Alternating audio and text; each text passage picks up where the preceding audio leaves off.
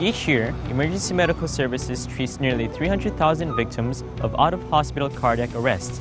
That's about 1,000 people per year in Hawaii, and it can happen to anyone at any time. To make our schools a safe place for students and adults, I would like to introduce you to several procedures that could save a life. In this program, you will learn the difference between a heart attack and cardiac arrest, how to administer hands-only cardiopulmonary resuscitation, or CPR, become familiar with the use of an AED, and learn the chain of survival to save a life. Beat the beat, don't just stand there. Call 911. Push hard and fast. A heart attack is a circulation problem, like a plumbing problem.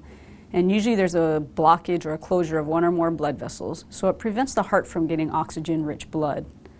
Symptoms of a heart attack, people usually complain of chest pain or shortness of breath, and a heart attack can lead to sudden cardiac arrest. Well, sudden cardiac arrest is different from a heart attack. It's more of an electrical problem, like a short circuit. So it causes the normal heartbeats to stop. The heart stops beating, the victim's not breathing. He's not breathing. I'm gonna start CPR. Okay, Kelsey, go to the office. Maria, call 911. I'll get the AED. And the thing is that this can happen to anyone, anytime, any place. It can happen to young, healthy teenagers, athletes, anybody. I need an ambulance. Yes, it's an emergency. My teacher just collapsed. Yes, here at Kalani High School. Okay, thank you. Here, I got the AED. Here, open it. Alex, take I'll over. Start CPR. I'll open the AED. An automated external defibrillator, otherwise known as an AED, is a small portable device, and it delivers a shock through the person's chest to the heart. What it does is it wipes out those abnormal heartbeats, and it allows the normal heartbeat to resume so that the heart can start pumping again. Analyzing. Shock advised. States the flashing shock delivered. Be sure emergency medical services have been called. I'll continue It is CPR. safe to touch the patient. Begin CPR. For help with CPR, press the flashing blue button. Whether you're at school, at the mall, or even at home, the procedures you have just seen are important to know and can save the life of a friend or someone close to you.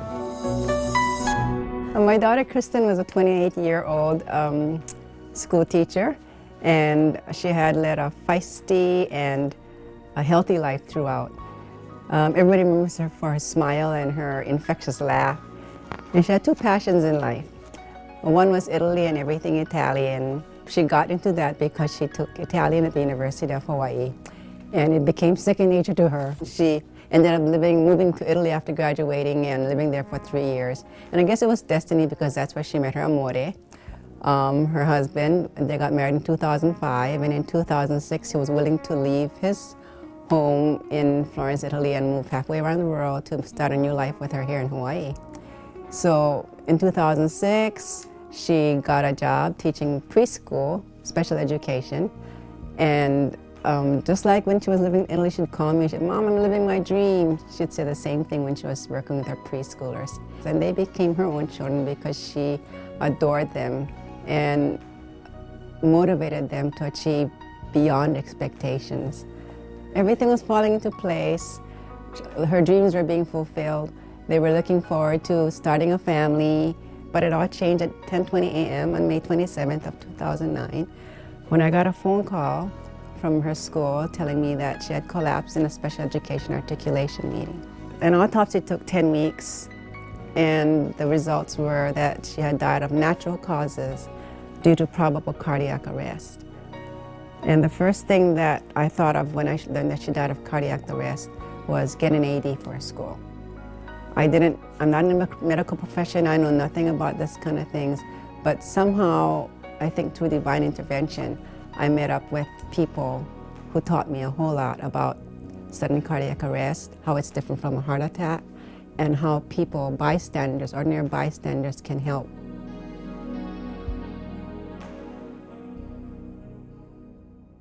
What happened to Kristen, a young, healthy teacher, is not an isolated incident. Like Kristen, most victims of sudden cardiac arrest are healthy, active individuals. Sudden cardiac arrest can happen to anyone, so oftentimes it'll happen in a public place. It can be, unlike heart attacks, it can be young, healthy people, active people, teenagers, and they'll just collapse without warning. Dang. Mr. Kuba, I know CPR. I might be able to help Okay, him. guys, move back. You guys move back. Class, have a seat. Elena, you call 911. Dane! Larissa, go Dane, get the you AED. okay, Dane? I have to perform CPR. Okay. Hi, ambulance, please. Yeah, there's been an emergency at Kalani High School. A boy collapsed. Okay. Thank you. For sudden cardiac arrest, And take out the pads. immediate bystander CPR and an AED are the most effective treatment. For every minute that passes without CPR and AED, the chances of survival decrease by up to 10%. No one should touch the patient. Analyzing. Shock advised. Stay Okay, press the clear button. of shock delivered.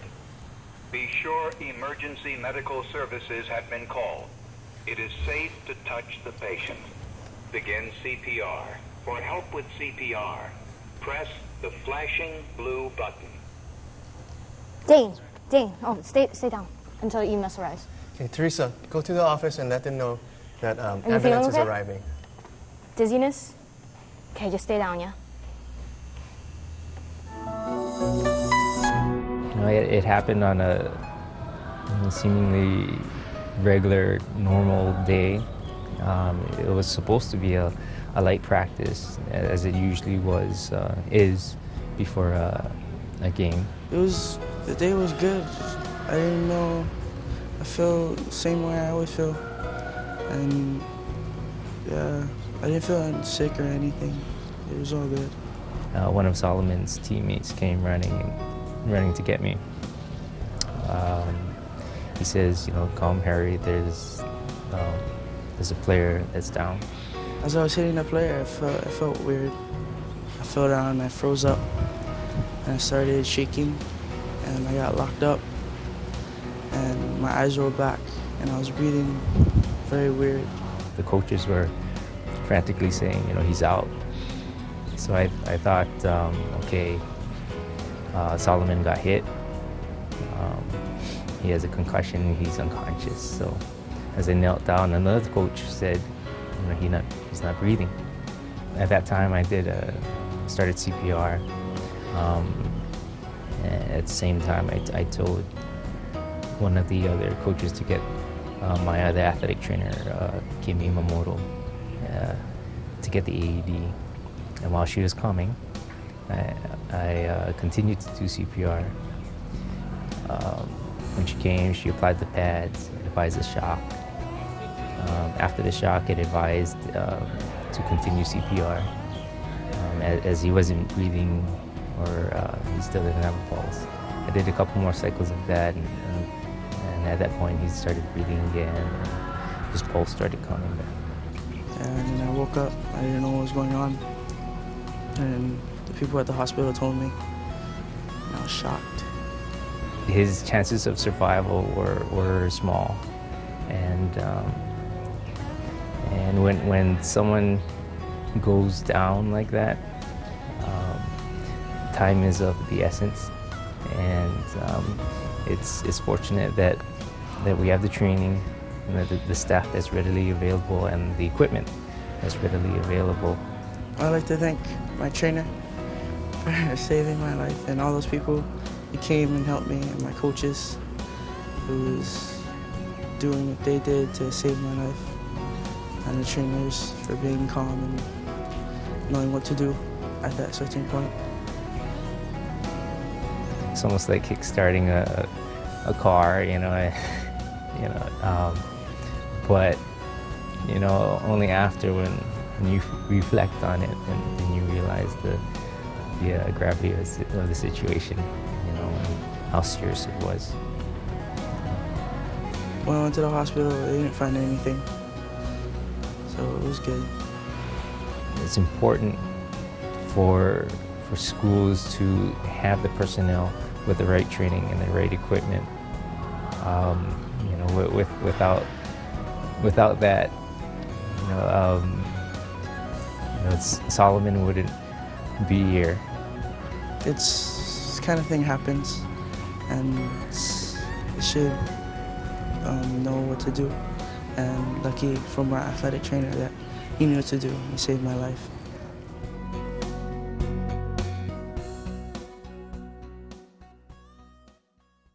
You find a guy, he's laying down, he's unconscious. Okay, adult, what do you do? Survey the scene. Okay, so we're practicing, right? Survey the scene. If the scene is safe, what do you do? Tap and shout. Find out if the guy is conscious there. Tap and shout. Are you right or right? No response. What should you do? Tell 2 people to call 911 and to come back. Okay, very good. So When someone collapses, this is the chain of survival. Nudge the victim's shoulder and ask, "Are you okay?" If the victim does not respond, identify and direct a bystander to call 911. Identify and direct another bystander to get an AED if one is available. Begin hands-only CPR. Place one hand on the victim's chest on the nipple line, put the other hand on top and interlock fingers. Push hard and push fast, 2 inches downward or 100 beats per minute, or to the beat of the song, Staying Alive. For the layperson bystander, mouth-to-mouth breaths are not necessary. As soon as the AED arrives, turn it on and follow the voice prompts. If an AED is not available, continue hands-only CPR until emergency services arrives or the victim starts to respond.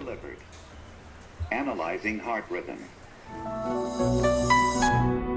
For a witnessed cardiac arrest of a teen or adult, mouth-to-mouth resuscitation is no longer necessary, as researchers now know there is enough oxygen in the victim's blood to supply the brain for several minutes. Someone just needs to help the heart pump the blood to the brain. To use an AED, open the carrying case, push the on button and follow the audible instructions. Okay, insert the cable. Perfect. Analyzing heart rhythm. Do not touch the patient. Do not touch the patient. Where do your hands go? Don't touch the patient. Shock advised. Shock advised. Stand clear. Shock now. Press the red button now.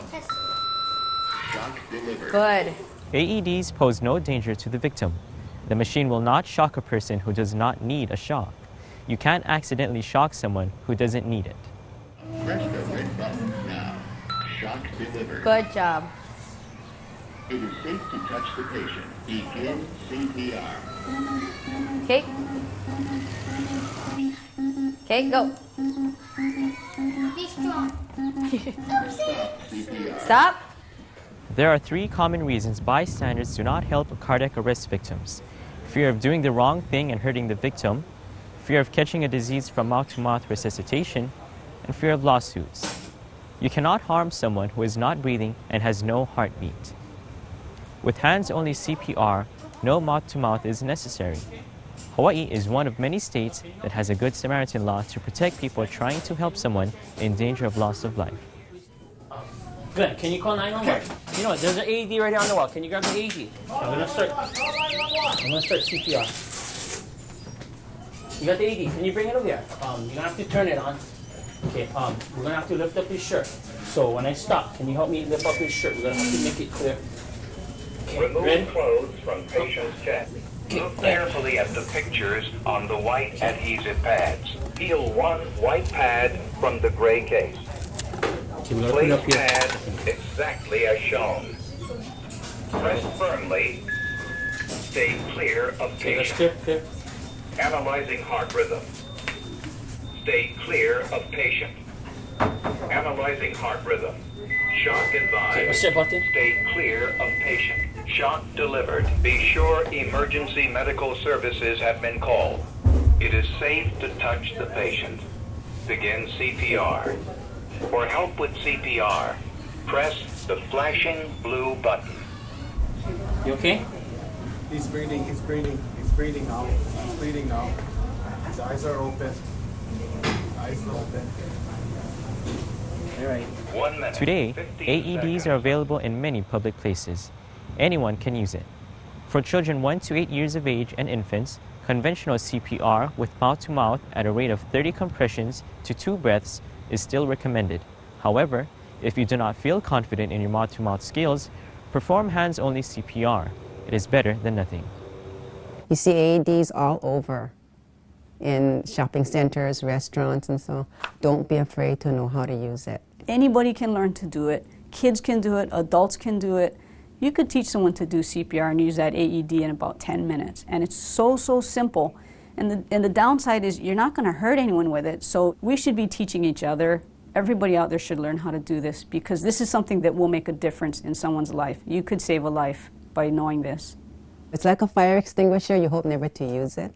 But if in case anything should happen, you'll be glad you have the background, the knowledge to do it. It's like walking into a dark room and knowing to switch on a light. Everyone should know it just like that.